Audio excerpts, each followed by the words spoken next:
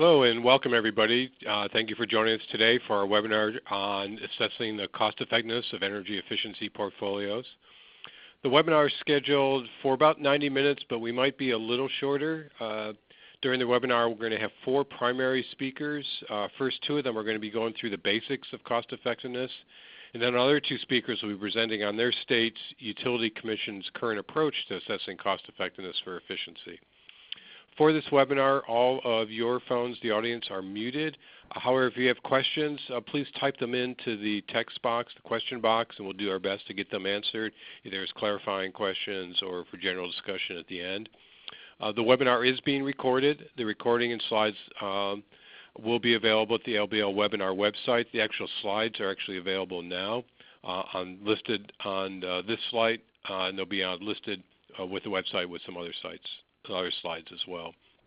I want to mention that funding for this webinar is from our U.S. Department of Energy's Office of Electricity Delivery and Energy Reliability, and the Berkeley Lab is coordinating this series with input from and collaboration with DOE, of course, but also the U.S. Environmental Protection Agency, the National Association of Regulatory Utility Commissioners, and the National Association of State Energy Officials, whom I want to thank for their ongoing support. I also want to thank our outreach sponsors, that include the International Energy Program Evaluation Conference, which is having their every 2-year conference this August. Other sponsors helping with outreach include the ACEEE and regional energy efficiency offices such as the Northwest and Southeast and Northeast and Southwest and Texas organizations.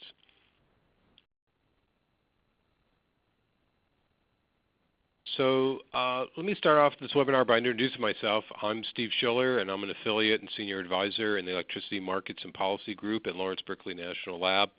I've been working in this energy industry for quite a few years now, with a great deal of that time focused on efficiency and demand response, distributed generation.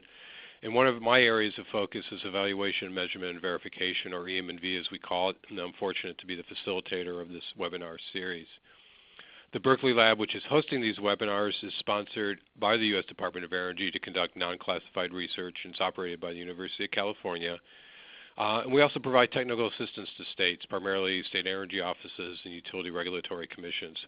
Before I say a few words about that technical assistance, though, let me just mention our disclaimer here, which essentially says that DOE and the Berkeley Lab and the University of California and pretty much anyone who I've ever known or will ever know me takes no responsibility for what I or the other speakers are going to be saying today. Our technical assistance is based on providing independent and unbiased support for state utility commissions, energy offices, tribes, regional entities, in a wide range of energy areas such as efficiency and demand response, renewables, and grid topics. Contact information for the technical assistance is available via the websites that are listed here. And for those that don't write too fast, again, these slides will be available, actually are available now on the EM&V webinar website. And if you want, you can just Google LBL EM&V webinars. So the webinar series, these are designed to support activities for documenting energy savings and other impacts from efficiency programs. As mentioned before, it's funded by DOE, and of course thanks to EPA and NARUC and NASIO and the other organizations I mentioned. This is actually our 10th webinar in this series, and recordings of the past ones, the audio and the slides, is up on the EM&V webinar website. Our target audience for these is utility commissions, the state energy offices, environmental departments, nonprofits involved in operating portfolios, but of course we also see it as value to many others who are all, of course, certainly welcome.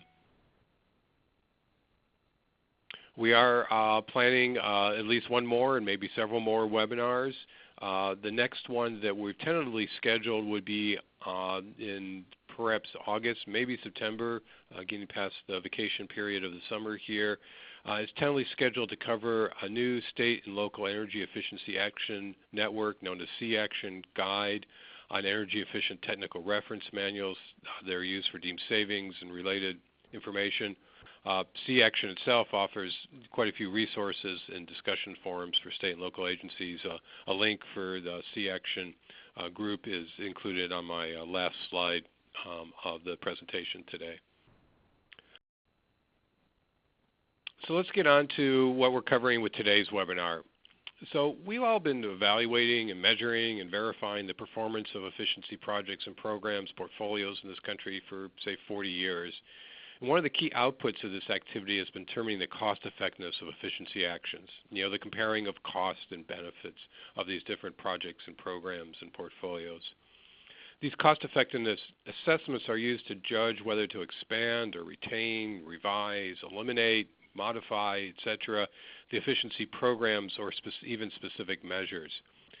And remember, when we're looking at this, the choice is not between efficiency and no efficiency, but between efficiency and other energy resources, such as supply-side resources, which each have their own cost and benefits and, of course, their own risk and uncertainties. So these assessments provide feedback on whether efficiency is an effective investment compared with other resources. When we do these assessments, the general processes used are either the integrated resource planning process or the use of standard test, which use assumptions about avoided cost values. Today's webinar is focused on the standard test and how you can use or create your own test. Thus, we're going to be covering tests, the standard tests as they're known, that are currently defined in the California Standard Practice Manual. And then we're going to be covering a new manual and guide on establishing these tests that are tailored to each jurisdiction's specific policies and regulation. This is now known as the National Standard Practice Manual. Our first speaker will be talking about this topic in general with a discussion of the Standard Practice Manual, and then our second speaker will be getting into this topic further with discussion of the National Standard Practice Manual, the new manual I mentioned. So I hope you'll find these topics interesting and helpful in your work. We'll be doing these introduction presentations and then 2 examples of how different states are addressing cost effectiveness assessments. We'll hopefully have some time, as I mentioned, for clarifying questions after each presentation, so I welcome you to use the question text boxes on your web screen there, and then we'll also perhaps have some time at the end. We're also going to be doing 4 polls for you to participate in during our first 2 presentations, so hopefully you'll have a chance to get into that and enjoy it, see the results. So I mentioned, whoops, here we go. I went a little too far. Our today's speakers, I'll introduce each one as they start. We have the 2 on the overviews and the 2 with state experience. And our first presenter is Snother Price. And Snu is a senior partner with the firm Energy and Environmental Economics. He has quite a few years, more than 20 years of experience supporting utilities and state and federal government clients with energy policy and resource planning. And he's pursued a broad array of topics across the electricity sector. We've worked together on cost effectiveness work for different states, and he's also the principal author of a national action plan for energy efficiency guide on efficiency cost effectiveness assessments. So with that, Snu, I'll let you take it from here. Thank you. Thank you, Steve, and hello, everyone. Over the next 20 minutes or so, I'm going to walk everybody through the sort of the basics of energy efficiency cost effectiveness and try to summarize as best I can the sort of current practice that we find in most states. It's always a little bit dangerous to say current practice because each state individually has a lot of discretion through their commission to tune up or change how cost effectiveness is done. So there are always differences, but I'm going to try to just make sure that everybody understands kind of the fundamental landscape as it exists today, and then talk about some of the key drivers that often are the crux issue when looking at cost effectiveness. As Steve mentioned, what cost effectiveness for energy efficiency is often used for is a determination of is the budget that I'm spending on energy efficiency prudently spent? And that's a part of most commissions' mandate is to make sure that we're spending public money correctly. Other states have policy goals of pursuing all cost-effective energy efficiency, and so the cost-effectiveness framework allows people to sort of determine, well, what does that mean, all cost-effective energy efficiency? So the first section of my presentation will kind of walk through what the cost tests are and make sure that everybody has a sense of that. And then depending on how much time I have in my 20 minutes, I'm going to walk through at a relatively quick pace some of the key topics that just inevitably come up and are always crux questions, sort of such as, what is the right test? I don't think there's a right or wrong answer to that, but there's definitely a topic that comes up. What are the important inputs and methodology issues, and some of the other issues that always come up when we're doing this.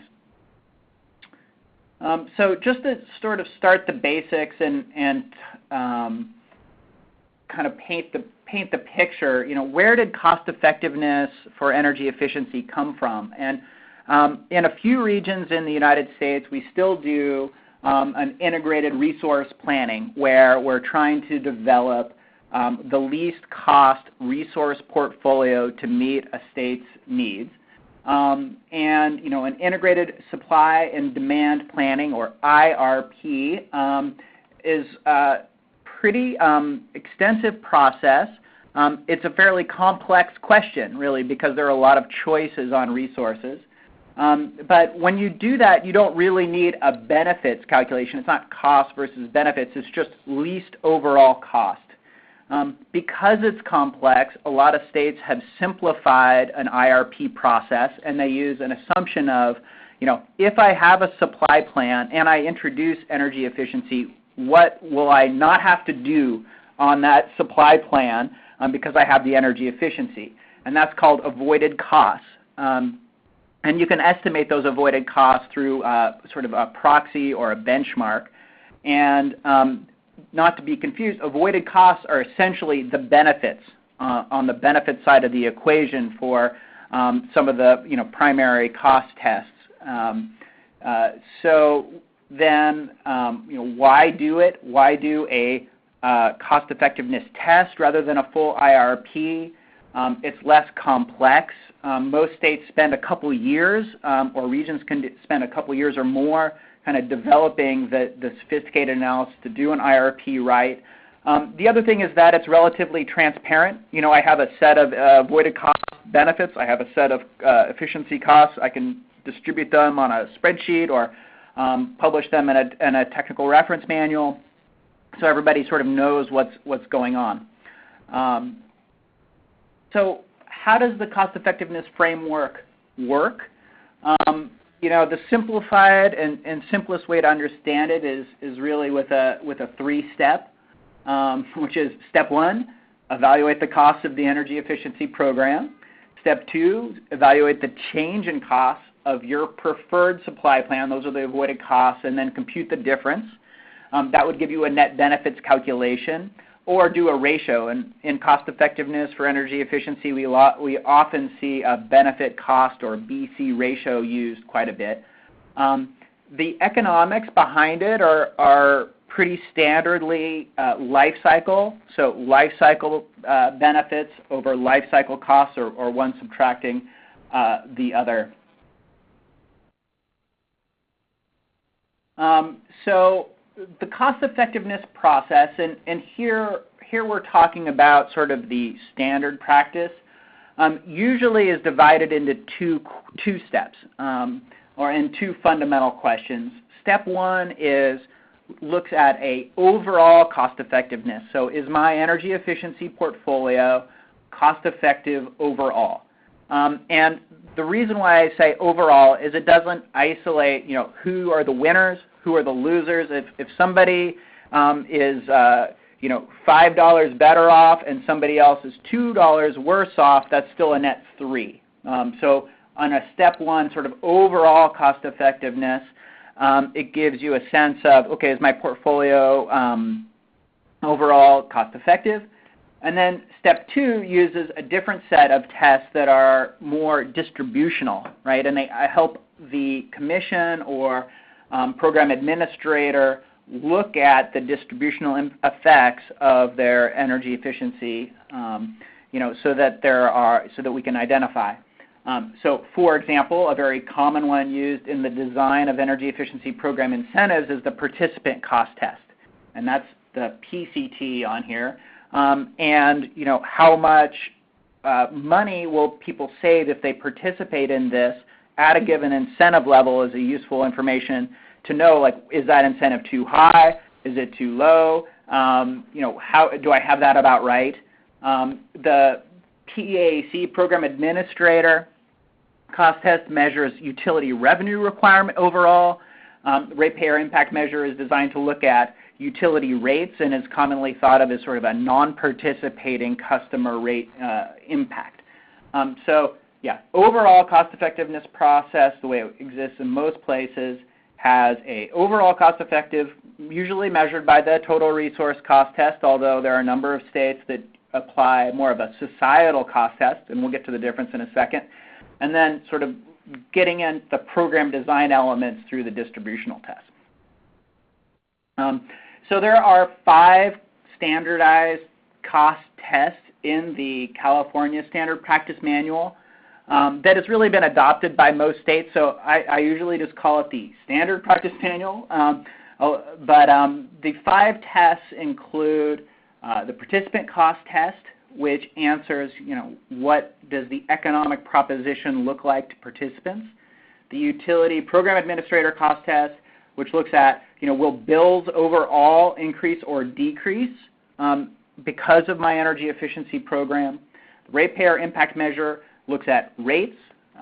The total resource cost we've talked about already is sort of the monetized set of costs and benefits.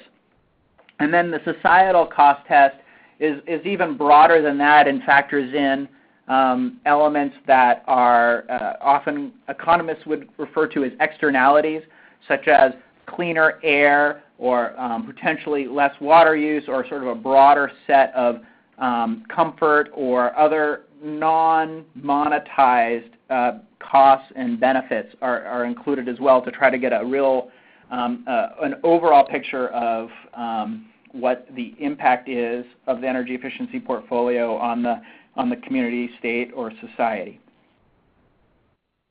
So each of these cost tests is got a set of costs and a set of benefits, and we basically compute the life cycle of each net present value over the expected useful life of our measure for each of these components. So, for example, if you look at the total resource cost test, it's got the net present value of the energy and capacity related abilited costs. Other energy resource savings, if you're doing a shell measure, typically you would put natural gas savings, for example. But those are the monetized savings. And then you would compare that to the incremental equipment or installation costs for what you're doing and your program administrator overhead costs. The difference between TRC and societal is that in societal you also have this additional benefit category of the non-energy benefits and externalities that are not necessarily monetized. And then participant cost test, program administrator cost test, and ratepayer impact measure. One of the key things to note on the ratepayer impact measure is that the bill savings, so the amount of money that's no longer collected from a customer, is typically considered a cost in the ratepayer impact test. And we'll talk a little bit more about the use of the RIM test in a minute. So primary and secondary tests, we're going to do a poll at the end of this, but last time I checked, TRC test is the primary test used by most commissions, and that these other tests are used, the distributional tests are secondary. So just, the question I always ask at this point is, if the TRC is positive, what can we say about the distribution of costs and benefits? And the answer is probably not that much. And the other tests kind of give you a whole or more holistic picture.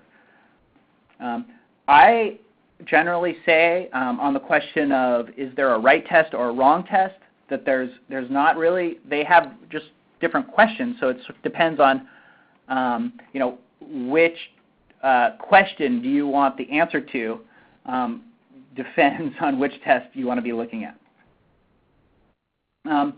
So non-participating impacts in the RIM test is a pretty controversial potentially. Almost any conventional energy efficiency program is going to fail the non-participating impacts test. And that's just because the bill savings for customers that are participating are going to be greater than your avoided costs. In most areas, not universally true. High hydro areas in the Northwest, sometimes that's not true. It only focuses on the non-participants. One of the key elements of this when you're doing the BC ratio, first of all, is to pay attention to the magnitude of the cost shifting. Oftentimes, the BC ratio is less than 1, but the total impact on non-participating bills is really just like negligible in the noise and well within the error band.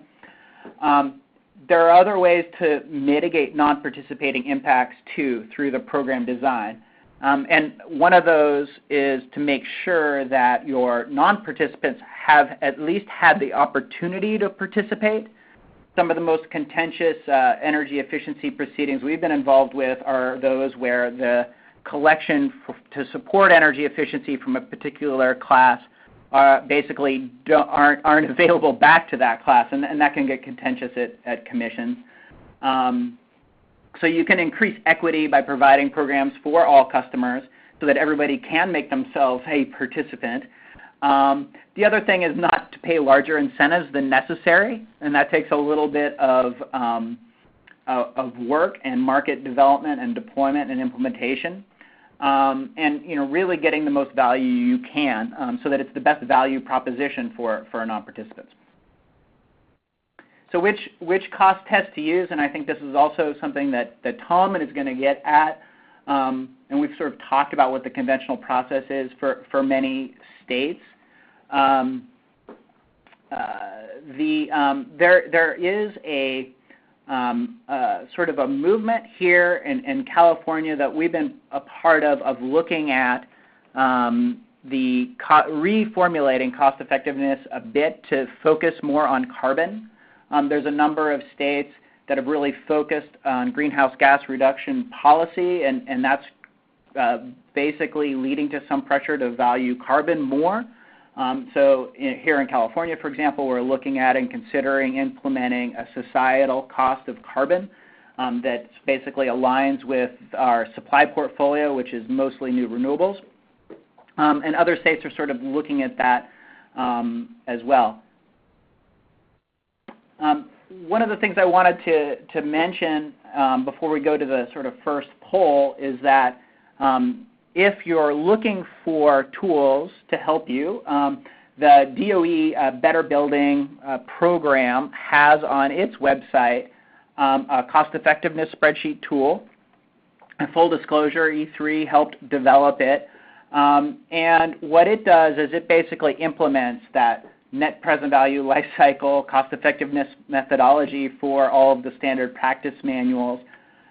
Tests, and you can download that. It's got a user guide. I think it's relatively straightforward, and I think it's fairly adaptable to different forms of data that you might have for avoided costs. So before I go to sort of the key drivers and inputs, I think it's time to take a poll. And so if you can click through on your screen, we're interested in sort of what most states use as the primary test in their jurisdiction and where you work in. And I'm going to give folks a little bit of time to click through. So far, it looks like out of 50 responses, probably more than 80% are total resource cost test, with the sort of runner-up being there is not a primary test at about 10%, and a societal cost test in third place at less than 10. And I'm going to give, so far we're up to about 70 responses.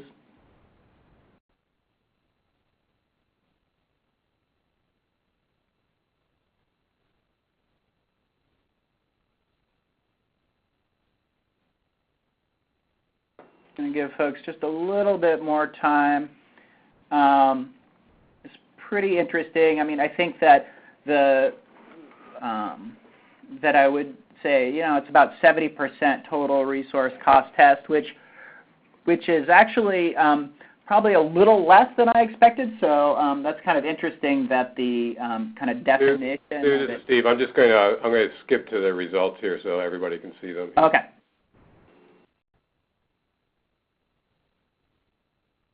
Can everybody see it now, Steve? Yes, that should be available to everyone. Okay. So yeah, I mean, it's pretty clear that the total resource cost test is used in most places as the primary test. But there's sort of a greater fraction that are of jurisdictions that don't have a primary test than I would have expected. Let's keep going. I wanted to just sort of highlight, given this framework, what are the sort of key drivers and inputs. These often come up in the discussion of energy efficiency cost effectiveness because they really swing the answer, and they also because of that, sort of generate the most questions. Just to leave time for Tom and our other speakers, I'm going to go relatively quickly through here, and I have a feeling we're going to get a chance to talk about some of these in greater depth in subsequent presentations. But just on the list, the avoided costs and how we compute those are a fundamental driver. The equipment incremental costs, really, which are a key driver of the TRC test, which is our primary test in most places. How those are established and whether those are in the technical reference manual or where those are, key driver. The other things I just point out on the methodology issues, where we measure cost effectiveness is a key driver. The time frame and effective useful life of measures and programs. Discount rates are always, since we're doing a net present value, the discount rates are fundamental, and you can really change the answer significantly with a higher or a lower result. And using gross versus net savings, I'm going to talk a little bit about the difference there in a minute.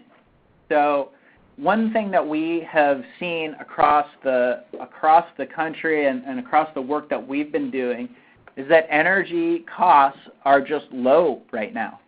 The market prices for natural gas are very low, and that has also brought down the wholesale costs of energy. And so when you set an avoided cost with lower energy prices, it's harder to have your energy efficiency portfolio pass. And so I think we have a poll question coming up about how much this has affected folks in different jurisdictions, but it's something that we've seen quite a bit. And so, we have it right now. So our second poll through this is just from a scale of not much, if any, impact to complete game changer and rethinking portfolio. How much has the impact on energy prices been for those doing cost effectiveness of their energy portfolios?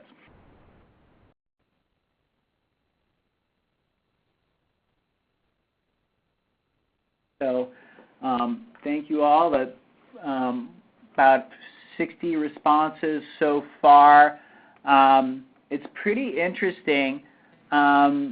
Most folks have indicated that it's moderate impact, but their portfolio still passes.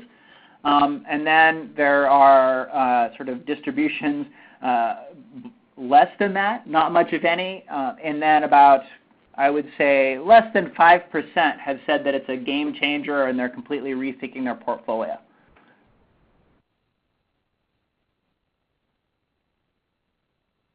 Steve, I don't know if you can click it over so that everybody can see. There we go. That should be the results for everyone to see. Okay, great. Thank you. So I think this is good news for energy efficiency, that energy efficiency, given our current environment, it's still passing, and it's still a good value for our ratepayers, et cetera, and that hasn't led to like a complete rethink of efficiency portfolios. I was actually expecting it to be a little bit more disruptive than this, so I think that's quite interesting. I'm going to talk a little bit about a few other key drivers. I'm going to go quickly here to give it over to Tom soon. But the incremental measure cost is something that can often be kind of confusing to folks, and a piece of data that, even if it's understood, is hard to come by. So the incremental cost is the difference in the cost between a standard efficiency device and an energy efficient measure. So there are really two types of measures. Most states predominantly use a replace on burnout type of approach, or failure replacement, and that's when somebody's equipment fails, maybe their air conditioner fails, or their refrigerator fails, or other piece of equipment, a light bulb, and you basically then do your comparison based on a difference of capital cost between the standard device, which is an assumption about what they would have for the standard device, and the efficient one. Typically, the efficient equipment is a little bit more expensive in terms of the upfront capital cost, and so you get this incremental cost. Another type of program is an early replacement type, where you have a working piece of equipment, maybe it's commercial lighting, the commercial lights work, and you go through and you do a replacement. And here the incremental cost is a little bit different. Either states use the full cost of the energy efficient measure, so just what does it cost to go through and replace all those commercial lights, or they use what's called a double baseline, which accounts for the sort of remaining useful life of the equipment that you're replacing early, and that calculates the savings at one level from that, and then another level after you assumed you would have replaced it anyway. And the calculation of this is pretty extensive if you have a portfolio that covers lots of different measures of lots of different types. It factors in the baseline, and it is sort of the key driver for the total resource cost test. This is why states have invested in a lot of research in this area. They've put together technical reference manuals and other information to try to standardize how this piece is done. Another key driver that really affects the results is the sort of decision on where to screen for cost effectiveness.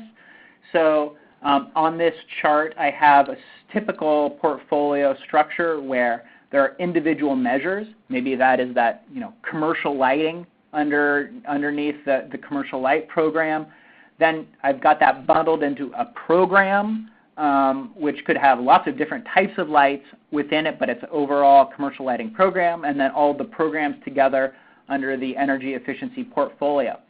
And if you only calculate and enforce cost effectiveness at the portfolio level, you're basically giving a fair amount of flexibility to the program administrator to have some measures and some programs that are not strictly cost effective on their own, but still the energy efficiency portfolio overall is cost effective. On the other hand, the most restrictive some states do is enforce this at the measure level. So you can't do any measure that is not cost effective, and that takes away some of that flexibility. Oftentimes the low income programs are kept out of this equation, or the measures overall, or the programs overall are measured at the portfolio level. And there's different decisions around this, and this really can affect your composition. The time frame of analysis, probably everybody gets this, but really the upfront cost capital investment is amortized over time, and so how long of time gives you a greater chance to recoup that incremental cost, and so the time frame is a key driver. We use a term, effective useful life, which is an estimate of the duration of the savings from the measure, and that's those, because it's a significant driver, are often a hot point and focus of consideration. And then, of course, what discount rate you use. And the sort of what I've got in here is what I would say kind of standard practice or common practice for the participant cost test using a assumption of the participant's discount rate, recognizing that's a hard number to get because customers are diverse and they have different levels of access to financing, et cetera. The ratepayer impact measure, utility or participant program administrator cost test, and TRC usually use the utility after-tax weighted average cost of capital, which is it's an easy number to get in a regulated jurisdiction because commissions make a decision on this in the rate case. And the concept behind it is to put energy efficiency on the same within the same framework as the supply side resources that a utility might be purchasing and other capital equipment the utility is financing. I put them on a sort of an apples-to-apples basis with efficiency. I'm sure we could talk about whether that works perfectly or not. And then the societal cost test is usually done with a lower rate that reflects more of a societal cost of capital. Some states tie it more directly to Treasury bill or other federal financial instruments, or they just make a decision and use it of a particular rate. So before I turn it to Tom, I just one last piece, one crux is the difference between net and gross savings, and this comes up all the time in energy efficiency program cost effectiveness.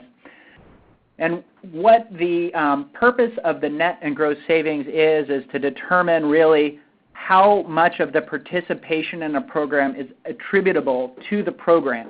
If a customer was going to take an action anyway, then should that program really take credit for it, and is that incentive money the customer got really money well spent? And most places take a view of net savings where they exclude the savings of participants who they feel would have participated anyway, but they include the cost. So it basically decreases the level of savings relative to the program. And so if you have a program that you're running where everybody participating is incremental, then that's a sort of I would say, efficient program that most program administrators try to get towards. And the net to gross ratio basically measures how close or far the program design is from that level. So those are the key drivers, and I guess what we'll be doing, if folks have questions, they can put them in the question bar, and then Steve will queue those up at the appropriate time. Thank you very much, and I'm going to turn it over to Tom. Okay, well, great.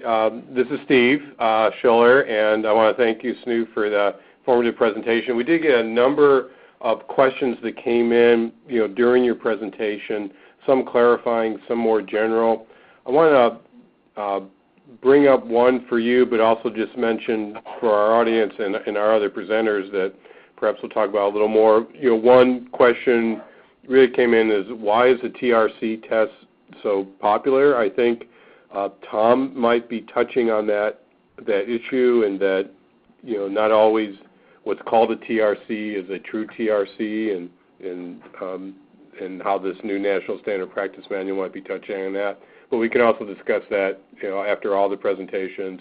There are some questions about how specific programs, such as loan programs that have an initial funding, like in a revolving fund, how you would assess that. That might be something that we try to bring up towards the end as well, as time permits, under specific programs. But one, Snu, I wanted to ask you about that came in was deregulated markets. Why would you do a cost-effectiveness assessment in a deregulated market, and how would you look at avoided cost when perhaps the generation, for example, is not owned by the utilities? And could you try to answer that in like 45 seconds? Yeah, sure. So I think the premise of the question about the restructured or deregulated markets is right. We do cost-effectiveness analyses in states with deregulated markets or conventional vertically integrated utilities. Typically for the avoided costs, in a deregulated market, it's basically the forward curve of the energy, and if it's a jurisdiction with a capacity market, capacity prices. I think the reason to do cost effectiveness assessment is the same in either way. Really, it comes back to the Commission making sure that public money collected from customers is spent prudently. And so, even in a fully deregulated market, a customer is going to have some energy costs tied to the market prices. And is it going to basically be an investment that pays off? Is energy efficiency still going to be cost effective for them? We have done, and some states look at cost effectiveness from a narrower view, just from a perspective of, say, a distribution company, where really the benefits are linked to a distribution. But I think most commissions still take a little bit of a broader view of, even if in a deregulated market, is this efficiency money still going to save the state, resources over time? And I think that also goes back a little bit to the total resource cost. Why is it so popular? It is a broader test. It doesn't try to divide up different components or different actors within the overall state,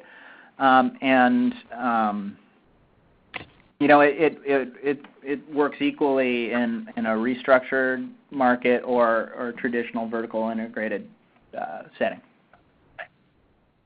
Well, great. Well, thanks, Snu. And this is great. We're getting quite a few questions that are coming in now. I want to thank people for doing that. We're going to move on, though, to Tom Ekman's presentation to sort of keep us on time here, and we'll try to gather up your questions and consolidate them, either do them after Tom's or other presentations or towards the end. Some of them are coming in, and they're great questions about how particular costs or particular benefits are addressed in specific program types, and we'll see if we can get to some of those with individual responses as we can. But also I just want to mention that some of your questions may be supported by the resources that are available on the Sea Action Network website, and also within this new National Standard Practice Manual, which is a perfect lead-in to Tom Ekman, who's going to be presenting on that. Tom is the former director of the Power Division of the Northwest Power and Conservation Council. He's clearly a nationally recognized expert in integrated resource planning and efficiency, and was intimately, I won't ask you, Tom, what intimately involvement you were with the development, but in all of the 7 of the Council's plans. In 2005, NEA, the Northwest Energy Efficiency Alliance, recognized Tom with its first Lifetime Achievement and Efficiency Award and actually named it after him. He's clearly a national expert. He's also co-author of this new National Standard Practice Manual on Efficiency Cost Effectiveness Assessments, which he is about to talk about. So, Tom, thank you. Thank you, Steve, and thank everybody for attending. Let's get started. The first question one might ask is that given all the publications on cost effectiveness that have existed since the early 80s, particularly the California Standard Practice Manual and work that SNU has done and others later, more recently, why should we create another cost effectiveness manual? There's a couple reasons at the high level.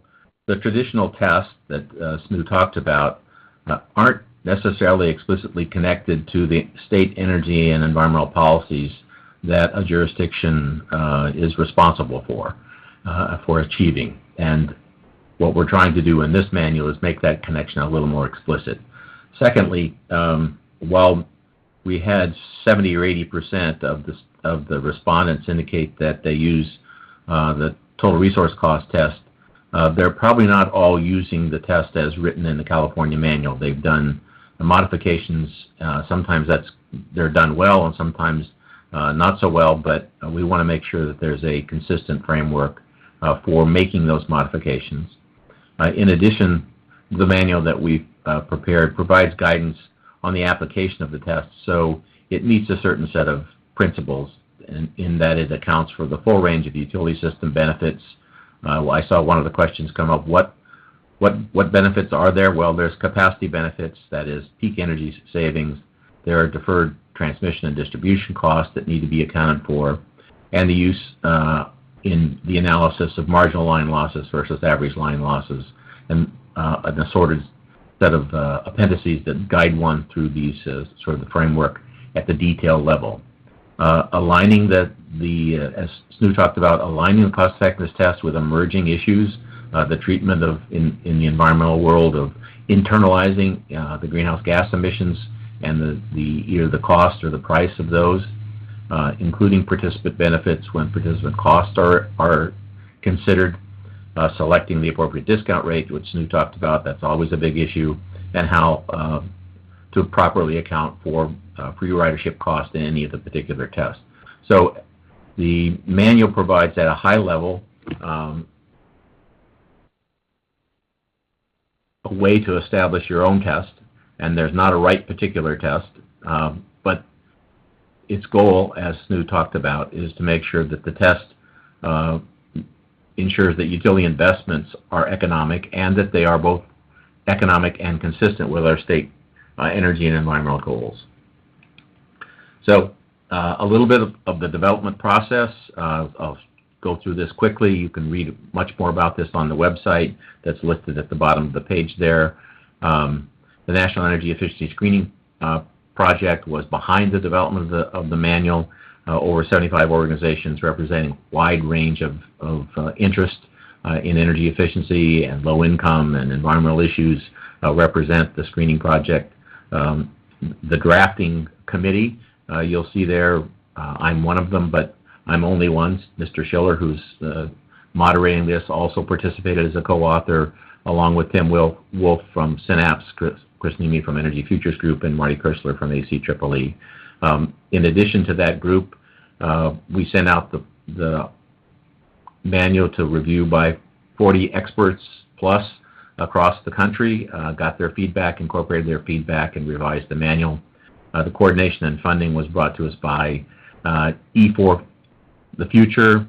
Julie Michaels was the managing of that project, and originally we started under the Home Performance Coalition, and then Julie took over through E4 for the Future.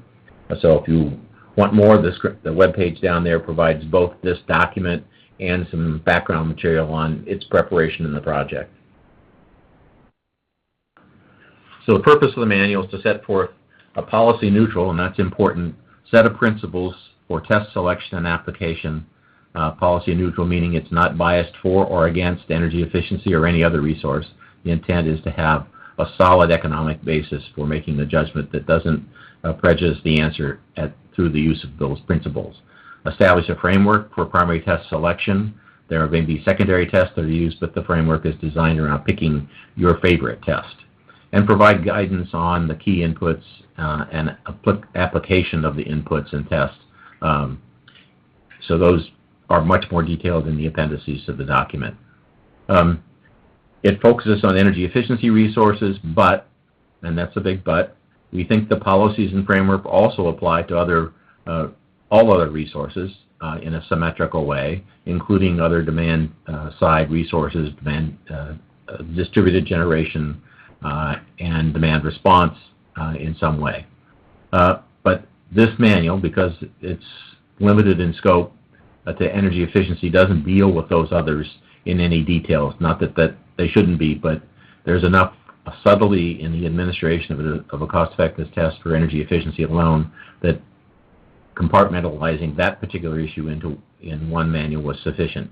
The new manual doesn't it provides a foundation on which a jurisdiction can develop and administer a test, but it doesn't specify what the right test is, and I'll talk about that as we go through the steps of developing one, as laid out in the manual.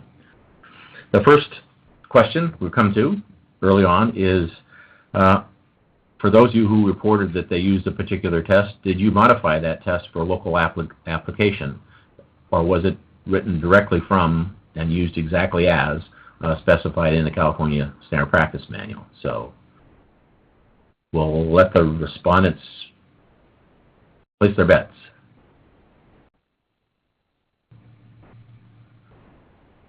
Looks like we either don't know or about half have, in some way or another, modified it. And a limited number of about 60, so 10%, say they have not modified it. It was done strictly in accordance with the manual. So it's about evenly split between don't know and yes. Steve, you want to bring up the result?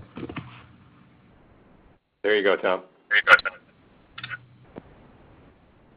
Thank you. I think that's indicative of what the author sensed the world was like, is that very few people who say they administer the total resource cost test actually use the same test because they've modified it to satisfy local jurisdiction and policy goals. And that's essentially why we tried to set this manual in place, is to give a framework for doing that kind of exercise. So we'll move on. Here's what's in the manual, 3 parts. Part 1 is how to put your test together. It looks at the principles and it shows how one goes through the varying steps in setting up the test. Then Part 2 really focuses on the kinds of inputs that Snu talked about that can drive your answer one way or another, including participant costs and impacts and discount rates, the level of assessment, all of which were touched upon by Snu.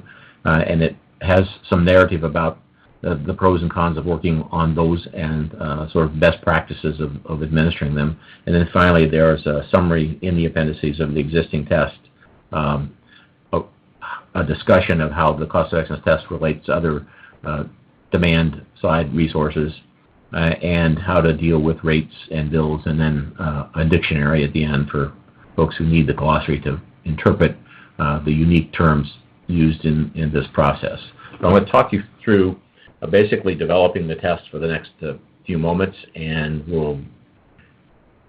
you'll get some sense of what that involves. We start with a set of 7 principles, universal principles. We run those through what's called the resource value framework, which is basically a process to establish your test and end up with a primary resource value test. You can call it what you will. In the document, it's referred to the resource value test because it starts from the resource value framework.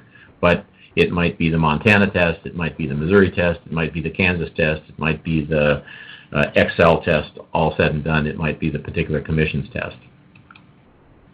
So the 6 principles we talk about, the first one and foremost is that we recognize that energy efficiency is a resource. So the entire context of this treats energy efficiency as a potential resource for meeting customer needs for energy services in lieu of building additional generation, whether that be renewable or fossil fuel or any other type.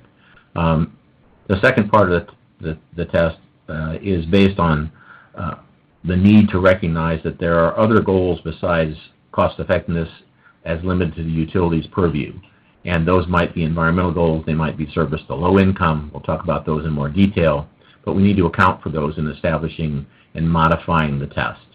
Account for all costs and benefits.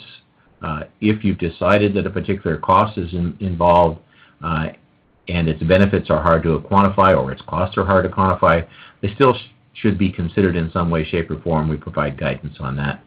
Assure that there's, in the 4th case, symmetry across relevant costs and benefits. If a cost is considered for a particular factor, then the benefits produced by those costs should be also considered. The analysis should be forward-looking. I saw one of the questions about whether we use forward-looking costs or whether we use existing prices. And for the purposes of avoided costs, those are things you can avoid, not things you've already paid for. So economic analysis with respect to cost effectiveness is always looking forward and over the long term, as Snu pointed out, over the life of the savings that you're investing in, not just the first year, and looking at the incremental impacts compared to what the baseline condition might be. So there's a lot embodied in number 5. I'll talk more about that as we go through the steps. And then finally, both in the analysis itself and reporting the results, we need to ensure there's transparency so that all stakeholders and regulators involved in the process can understand what went in, how it was manipulated, and what came out. So here are the steps. First, in order to incorporate the goals, you've got to identify them. So identify your jurisdiction's applicable policy goals. That might be economic, they might be environmental, they might be specific utility cost related. The second step and the foundational step is to include all utility system costs and benefits. That's the basis for all the analysis that follows. That's the primary reason if you treat energy efficiency as a resource, why that's the first stop along the cost and benefits calculation. The third step is to take a look at those policies and determine that you've adopted in step one, and determine whether the non-utility system impacts, both cost and benefits, are included in the test based on those policies. So which policy goals, service to low income, need to be reflected in the test, and if they're not reflected in just the utility costs and benefits, then they need to be added to as a parameter in the considerations. Ensure that the fourth step, look at your cost and benefits to make sure you've got benefits to align with costs and costs to align with benefits. Again, back to the principles, looking at forward-looking costs, which costs are incremental and what are those long-term look like. Develop the final sixth step here, develop a methodology for incorporating those hard to account for impacts. There may be health benefits, there may be human comfort benefits that you've decided you need to incorporate, there may be jobs benefits. How are you going to incorporate those and monetize those in the analysis or represent them somehow in the analysis qualitatively? And finally, some guidance on ensuring transparency in reporting and the analysis itself. So let's go through these in more detail. Identify and articulate your policy goals, step one. They come from a lot of places. There's a wide range of policies that a commission or a implementer might be responsible for. They can include fuel diversity, dealing with risk, economic development, environmental policies. All of those collectively might be hidden someplace in statute. They might be in prior orders and regulations or in guidance given to the program administrator. This is the first step, digging through the sort of organic underpinnings of why we're investing in energy efficiency as a jurisdiction, and determining whether those are only utility benefits or whether they include non-utility impacts and benefits. So step one, get those together. Step two, include all utility system benefits and costs. On the left-hand side here are the system costs. These are illustrative, but a pretty good list to start with. There are the measure costs, the technical support for the cost of energy efficiency, technical support, marketing and outreach, EM&V work, shareholder performance incentives that might be there. On the utility system benefit side, there's the avoided energy costs, the generating capacity costs, and a full list down there of many of the costs that are avoided as a consequence of investing in energy efficiency. Those need to be taken into account. The principle that this sets forth is that because energy efficiency is being considered as a resource, we want to know what the value proposition is as a resource, and that's the first stop. It's foundational to all the tests, so that whether you go beyond this or not, all of those things need to be incorporated in our utility costs and benefits to start with.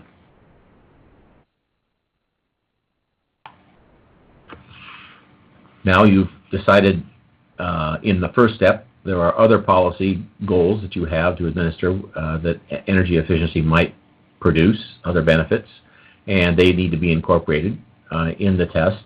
And now you need to in this step, make a determination of what those might be and how you're going to incorporate those. Some lists are showing down there in the other applicable policy goals. I'll give you in the next slide a little more detailed list. We look at participant impacts. You want to look at what their benefits are, what they save, whether they have comfort effects, whether they save other fuels, in case you do something for gas and it saves electricity, or you do something for electricity and it saves natural gas, making sure that those are all incorporated in the analysis if you consider them to be an important impact to measure as a consequence of the policy goals that you've got. Low-income customers, water impacts, if particularly the clothes washer saves additional water, the aerator saves additional water, and that's an important resource that you're considering as an environmental policy or as a cost consideration, then that needs to be incorporated. Public health benefits, if you have fewer hospital problems because the homes are healthier, either because of indoor air or there are fewer drafts, then you need to measure that and try and incorporate that into the analysis, because that's a stated policy that energy efficiency has some potential impact on. The table here is illustrative, but we, in the narrative, describe in the document, describe how some of these are typically measured and ways to get at those costs and benefits. Once you've got the first part of the problem statement identified, you've got to figure out how you're going to make sure that if you've got a benefit or you've got a cost, that the other side of that equation, it's a cost if it's a benefit, or it's a benefit if it's a cost, is included. For example, if you've got participant costs, that is, they contributed to the cost of the project, you need to include what their benefits are on the other, as an offsetting side of the equation. Symmetry is important here because we're trying to avoid bias. If some costs are excluded, then the framework would be biased, or your test would be biased in favor of EE. If some benefits are excluded, the framework would be biased against EE. So the important thing is here, we're trying to make sure it's a balanced look at things, and you don't want to invest in things that produce higher than necessary cost to meet energy needs, or invest too little or too much in producing actions that achieve your other jurisdiction's goals for investing in energy efficiency. As Snoop talked about, looking at the long-term and incremental cost is the important component. This is a principle, and so when you're collecting costs and benefits, look out a few years, certainly at least as long as the measure savings last, and look at your costs compared to what they would have been without the EE investment. The costs that are embedded, things that you already have purchased, won't change by the function of investing in EE going forward. You're avoiding things you haven't spent money on yet, and those are the ones you're interested in. And getting benefits you haven't already accrued, and those are the ones you're interested in measuring. Step 6 is to figure out how to do some of these things, and there are lots of methodologies for taking hard to quantify impacts and including them in a monetized way.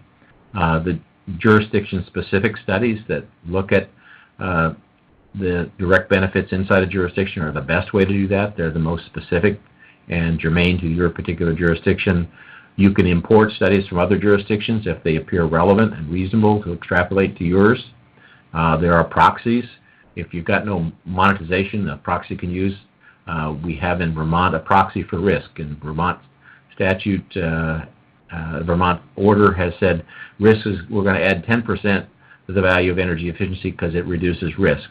That's a proxy. It was established politically, but it's embedded in state activity. Alternative benefit cost ratios. Instead of a 1.0, pick some other number, either higher or lower, to represent a reduction in benefits or an increase in benefits. So maybe for low-income programs, you only require a benefit cost ratio of 0.5, but the portfolio in aggregate is 1.0 or better. So there's ways to do this that basically allow certain kinds of measures or programs to pass because you, as a policy agenda, want them to pass and have to figure out a way quantitatively to make that happen.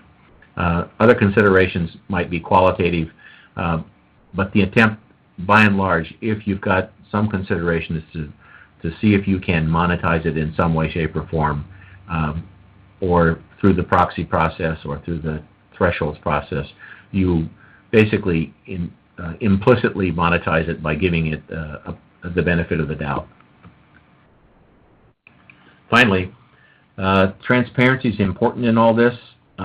We have in the document some forms that are reporting templates, and I think these are particularly useful for reporting the results of what was considered in the analysis, what the value of that was, and how both the cost and benefits line up. So these templates can be used and modified to fit the particular jurisdictions, what they're actually considering. So if several line items are considered and others are not, you can drop that from the template. But it gives you a starting point for reporting, and I think making stakeholders and policymakers aware of all the things that went in and those things that didn't, and their values makes for a better discussion of the results, more transparency, better decision making. Finally, not only in the reporting, but in the process, particularly in the process of establishing what non-utility system benefits to include in the analysis. We think that process should be open to all stakeholders because all of them have policies and policy goals that might be incorporated or might not, depending on the decision making. So they can be involved through rulemaking processes or jurisdiction-specific wide dockets, working groups, or technical sessions. Their goal here is to address the objectives that they want to see incorporated as policies in the analysis, and to make sure that they might need to be flexible over time. For example, California has just gone through the process of beginning to include greenhouse gas emissions cost, damage cost in its analysis. The framework has to be flexible enough to incorporate that where it wasn't before. And policy goals may require that the Commission or the party responsible for establishing the cost effectiveness test consult with parties that may or may not have been consulted with in the past. If health is an issue, human health and services need to be maybe consulted about what costs and benefits are. Environmental protection folks and economic development folks, for example, if economic development or jobs or increased competitiveness of your industries are part of the policy agenda and those need to be reflected in the analysis, then these other parties might want to be consulted to determine whether their particular policy goals can be met by investing more or less money in energy efficiency. So, it's important, as I said at the outset, that this guide is designed to make a tailored test for a local jurisdiction, and it may the result may turn out to be one of the standard tests or one that's completely different. This graphic depicts the decisions of 6 sample jurisdictions, some of which look exactly like the existing test or one of the existing tests, and some that look completely different. So it's a mix and match process based on the decisions that you make locally with respect to what's important, but at its foundation it includes all utility system costs and benefits. So the question is, how much more do you build upon than that? And that's where the jurisdictions need to do some introspection to see whether or not they have incorporated other state policies, environmental goals in the analysis, or whether they've too narrowly constrained their considerations. 2 more things. Steve said that I'm dating myself by using Colombo. I suspect from the list of people I see on the webinar, there are some as old as me, so Rodney, I know you who know Colombo is. Determining whether to include, the first one, determining whether to include participant impacts. It's a policy decision. It's an important one. It should be based on a jurisdiction's policy goals, whether participant impacts are considered.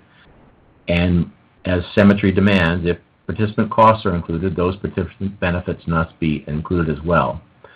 One caveat here is to avoid double counting energy costs and benefits, that is energy system costs and benefits. Only those participant costs that exceed the value of the utility system benefits should be treated as incremental.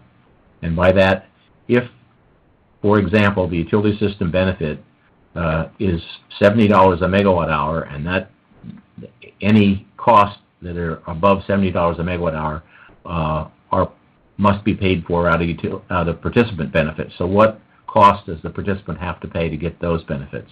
But up until the $70 a megawatt hour cost, that's the benefit to this utility system. We're not talking about participant benefits because those all participant benefits are being paid by money that is beyond the utility system benefit. An important concept because we're looking at the value of the savings here, not just the cost. And second, and finally, discount rates. Snu talked about using the weighted cost of capital. We spend some amount of time in the discount rate section of the paper discussing how one arrives at the appropriate discount rate. It's a bit science and it's a bit art, as everybody knows, and it's important to look at the discount rates from an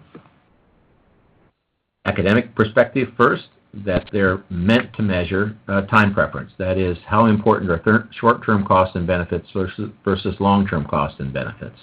And the choice of a discount rate is a policy determination that a jurisdiction needs to make based on its policy goals.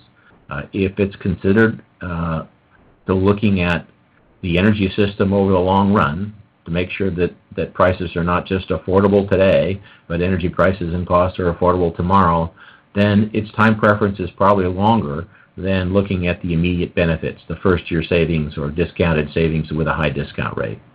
And the utility cost of capital isn't necessarily the best measure of time preference, at least for the investor-owned utilities. The investor-owned utilities have shareholders, and that's what your cost of capital is based on, borrowing and shareholder returns. And their rate of return criteria and hurdle rates are not the same as what customers are. They tend to be a little bit shorter. Customers are going to be hopefully using power or gas from the utility for a long run, and they're interested in a time preference that looks beyond what a shareholder investor return might look like.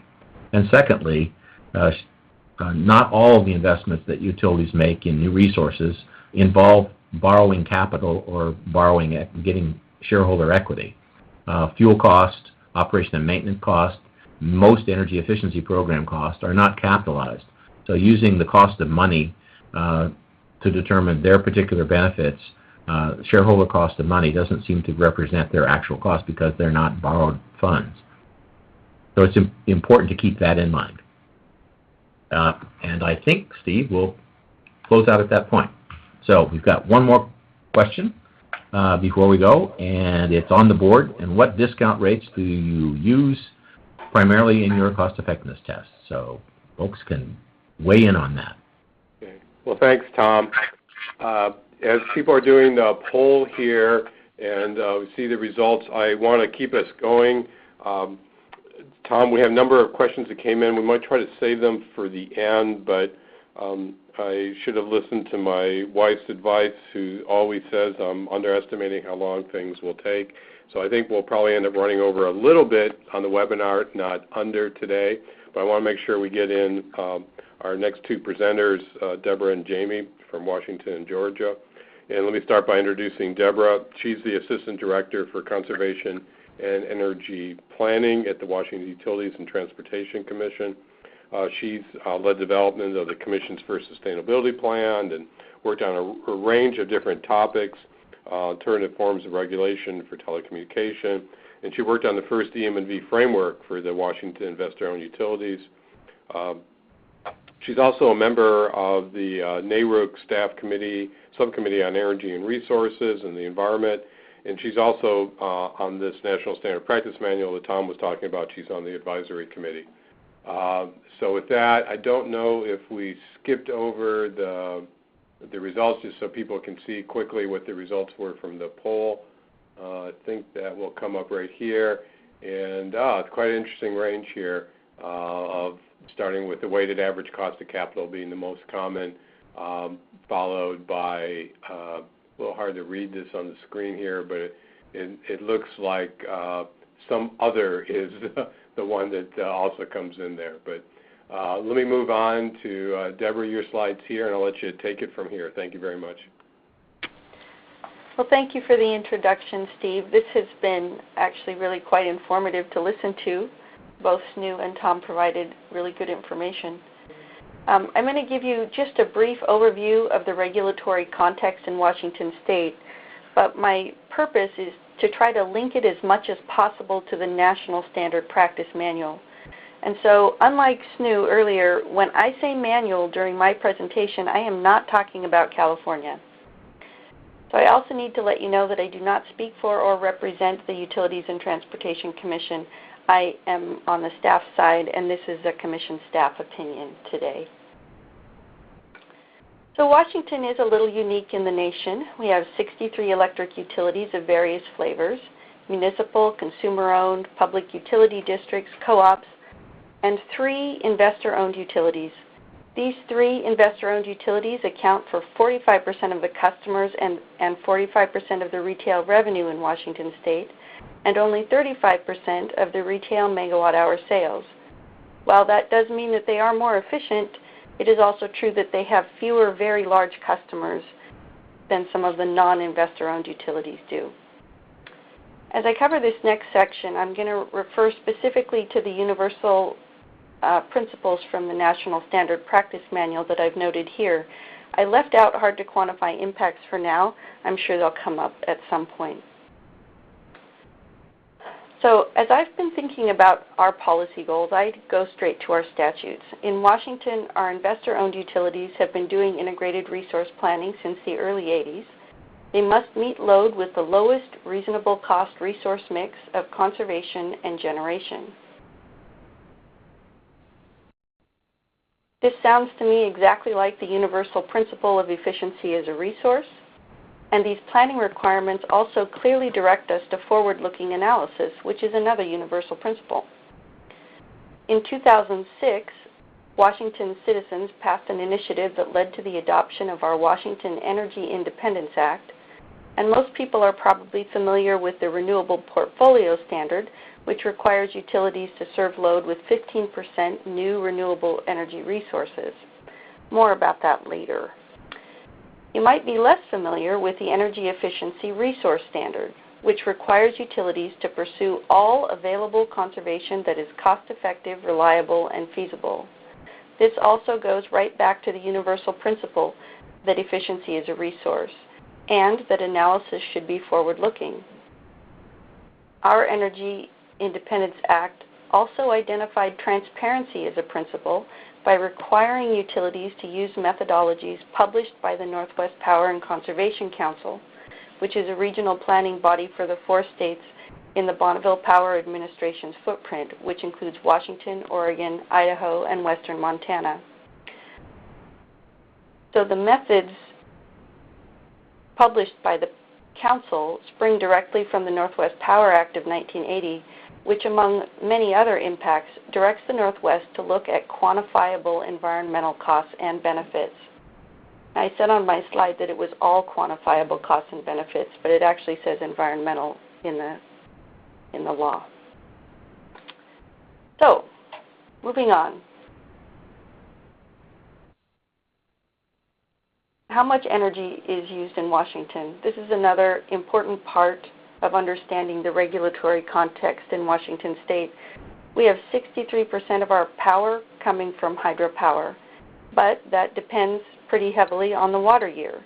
So in the Northwest, hydropower can vary from as little as 55% to as much as 85% of the generation in a year. There may even have been bigger swings, but I haven't been doing this that long.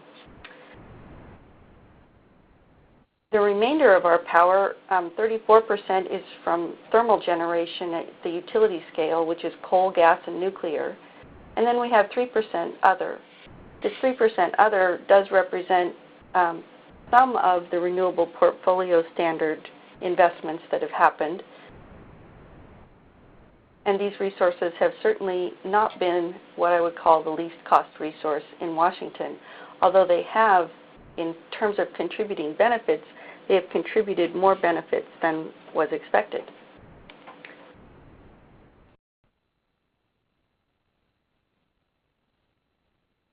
Next, I want to share our planning and reporting cycle. In 2015, the Washington Commission updated its rules, which define the process for pursuing all cost-effective conservation. This slide covers the 2-year period. The items in blue are the things that relate to the current conservation period, 2016-17. Companies file 2-year plans before the period begins, which include the 10-year conservation potential assessments and the 2-year conservation targets, and these are approved by Commission order. During the 2-year period, companies file cost recovery tariffs, plan updates, and reports. There are also quarterly advisory group meetings. The final 2-year reports include a third-party evaluation that Commission staff use to inform its recommendation to the Commissioners. I have a lot more on this slide that I could talk about, but I'm going to move on because we're short on time. Just to share a little bit about what this costs. Starting at the bottom of this chart, you see our smaller companies, both based in rural eastern Washington. The red line at the bottom is Pacific Power, which has 100,000 Washington customers. That's less than 10% of Pacific Power's total customers. The blue line just above that is Avista, serving 220,000 Washington customers in the Spokane area, and that's about 70% of Avista's customers. And then the green line in the middle is Puget Sound Energy. It's 10 times larger than Pacific Power in Washington, and they have around 1.2 million customers in the greater Seattle area. The light blue line is all three combined, and it shows an expected combined spending of $130 million in 2017. This next slide shows the conservation achievement. The lines are the same as on the previous slide, and the most recent combined targets for 2017 are just over 400,000 megawatt hours. The information here and the dollars on the previous slide both come from the plans and reports I mentioned earlier. The dip in 2015 and 2016 there in the middle of the slide is the change in the federal lighting standards.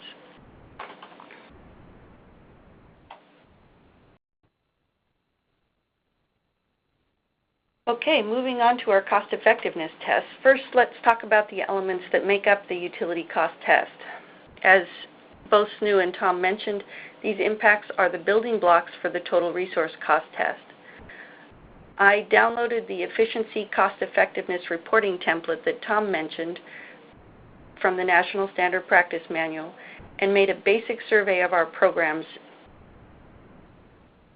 We typically use the utility cost test to help us set incentive levels, and we track this metric, but this is not the metric we apply at the portfolio level. We apply the total resource cost test at the portfolio level. So what do we have? We have incentive and program costs, the typical variety of program utility-related costs, and we have benefits in the form of avoided costs for energy and capacity, as well as reduced risk. So what are we missing from that template? Mostly we're missing benefits. The avoided transmission and distribution capacity costs, I don't believe we are capturing in necessarily everyone's test. The energy price suppression effects, I haven't seen. The avoided costs of complying with the renewable portfolio standard, I haven't seen those as an avoided cost. And perhaps, as I was talking earlier, as in Washington, as we try to dig into that last little bit of non-renewable energy, this is potentially a large source of avoided costs for the utility. We also don't have the avoided environmental compliance costs, the avoided bad debt and arrearages. And so I think we actually have some additional work to do in this area. So on this next slide, I'm moving into the non-utility impacts that we use to get to our modified total resource cost test.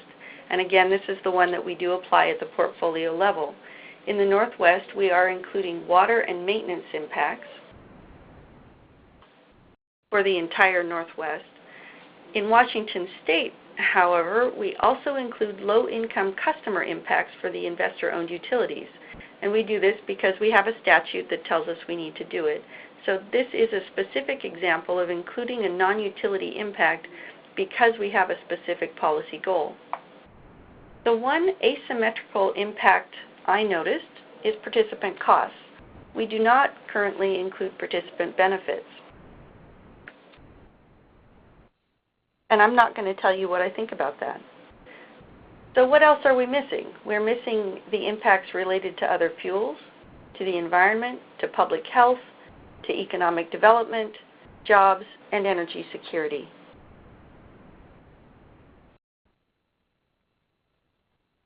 So this is the question in front of us.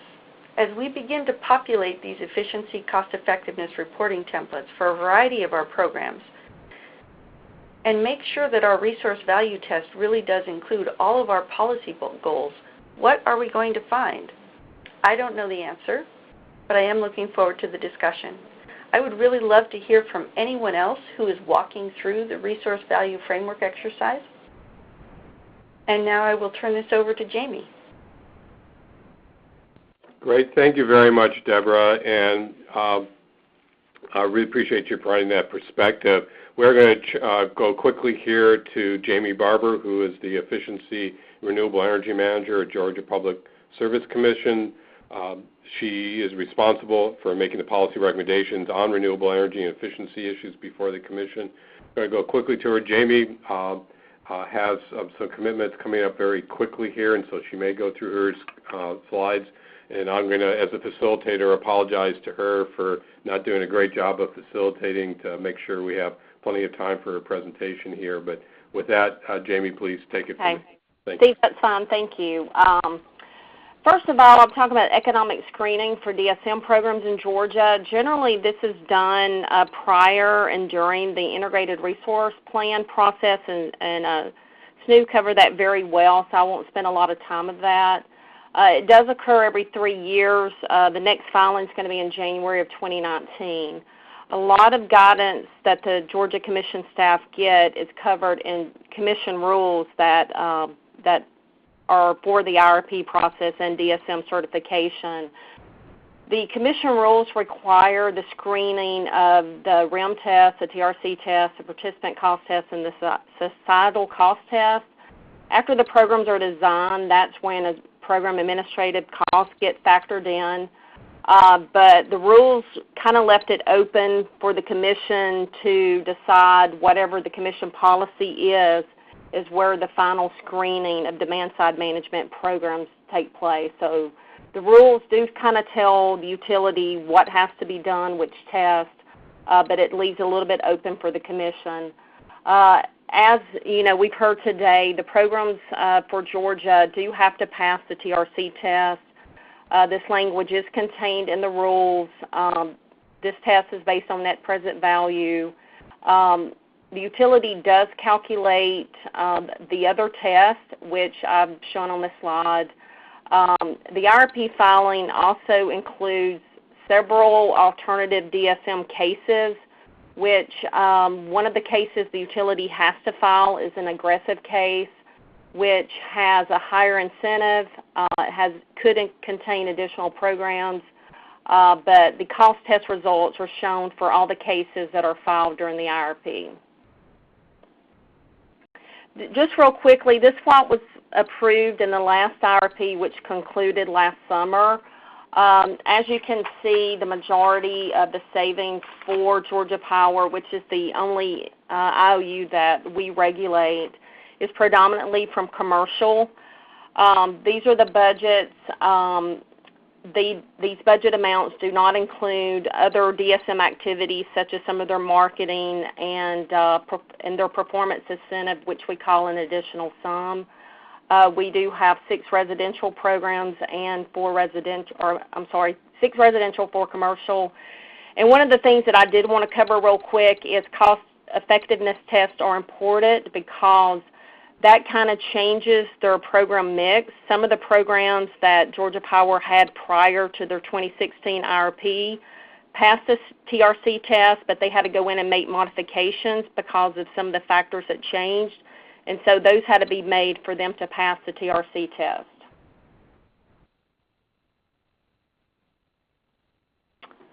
Okay, next slide. I just wanted to go real quickly on the IRP timeline.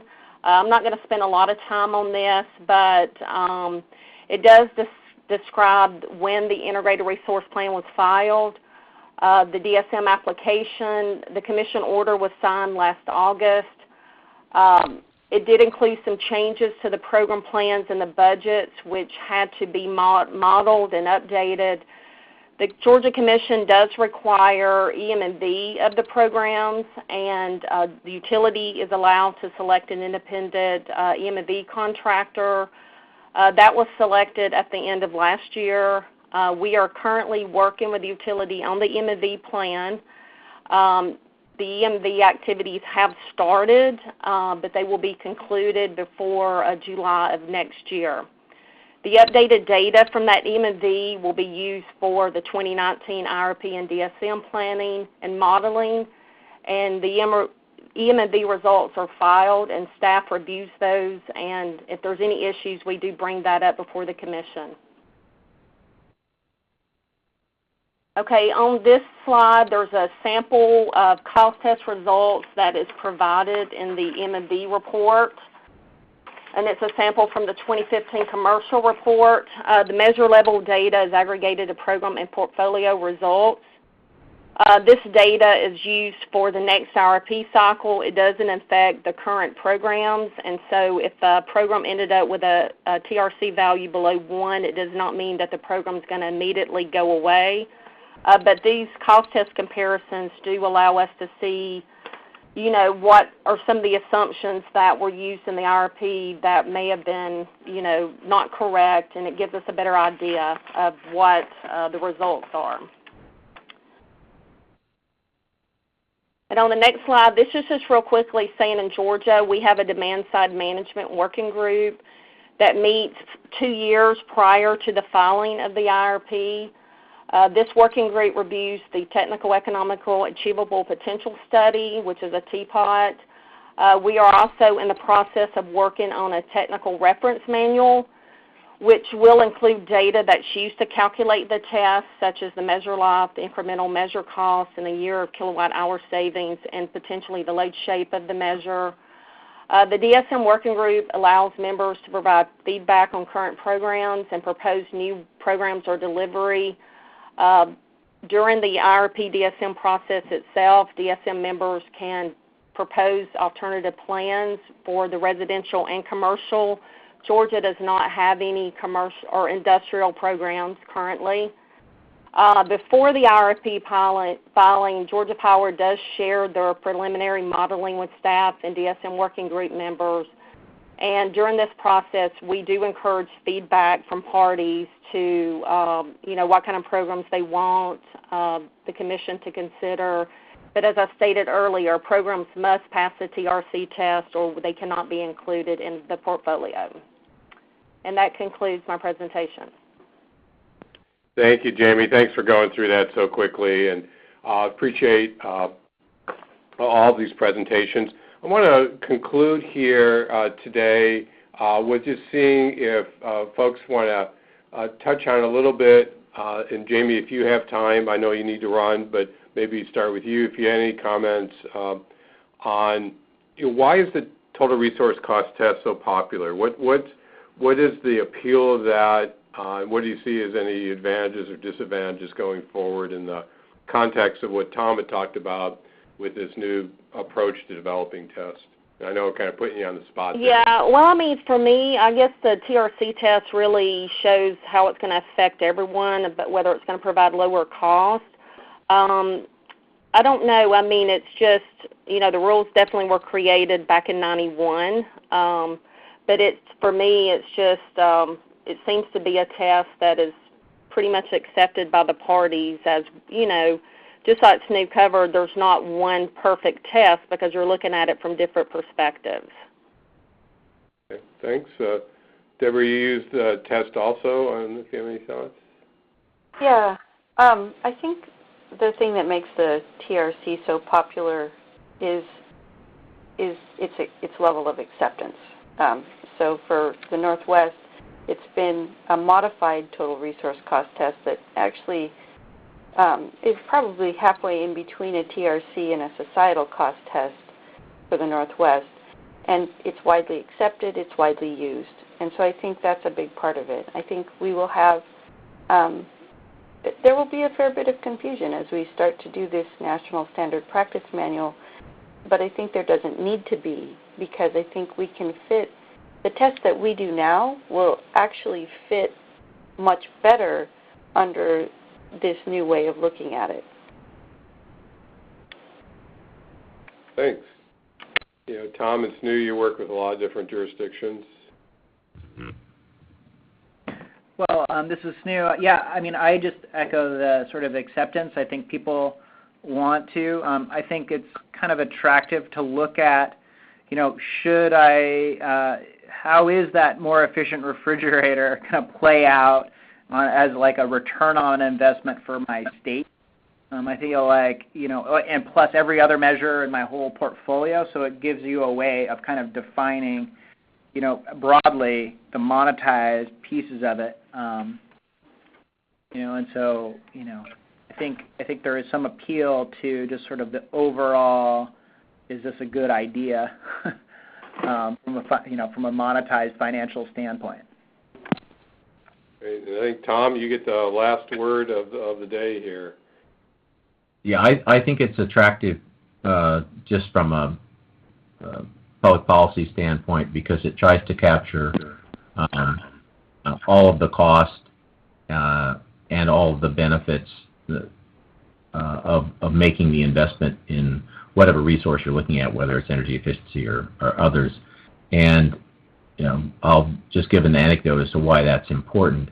When we first started back in the early 80s discussing energy efficiency as an alternative to generating assets, utility management was quite concerned that if we didn't capture all of the cost of measures, that it would be a bias against generating resources by using only what the utilities might incent as a portion of the cost, knowing full well that their customers would have to come up with the remaining portion of those costs, and that it was in, that cost didn't disappear just because it wasn't on the utility's revenue requirement, it was in the customer's pocket.